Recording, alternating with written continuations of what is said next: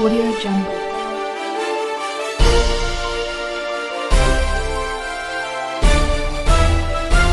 Audio Jungle.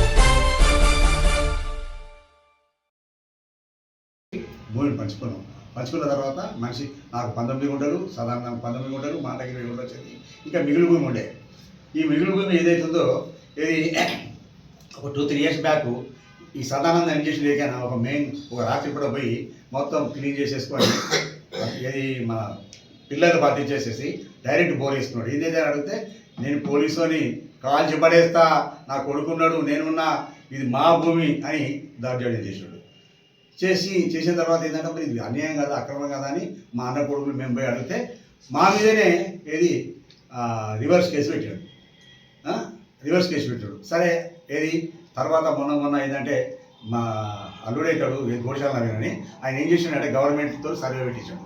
Survey పెడితే వాళ్ళు వచ్చి అడిగారు, అందరికీ నోటీసులు ఇచ్చిళ్ళు. సర్వే పెడితే అందరిని ఎవరి వాళ్ళు చూపించుకున్నాం, అద్దుబందులను చూపించుకుంటే ఆ అద్దుబందుల ప్రకారం సదానందంకు 29 గుంటలు, నాకు 37 గుంటలు, సాంబయ్యకి 23 గుంటల భూమి వచ్చింది.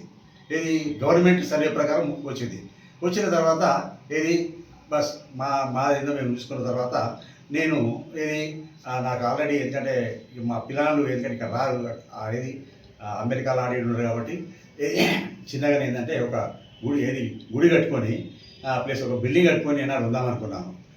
అందుకోసం ఏం చేసినంటే తమిళనాడు నుంచి ఏది సుబ్రహ్మణ్యేశ్వర స్వామి ఏది విగ్రహాలు తెప్పించుకొని నేను నా భూమిలో ప్రతిష్ఠించుకుంటే ఇది నా ఏదో అంతకుముందే ఎవడంతాడు ఎవరు చేస్తాడు నా భూమిలోకి ఎవరద్దని వార్నింగ్ ఇవ్వడం జరిగింది.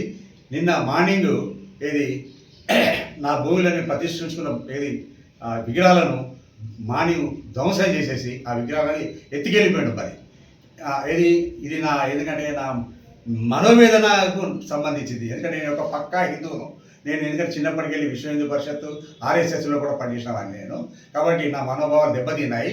కాబట్టి దీనిపైన అధికారులు పోలీసులు చెప్తే వాళ్ళు ఏమంటారంటే ఇది సివిల్ మ్యాటర్, మాకు సంబంధం లేదు వాళ్ళు అంటున్నారు.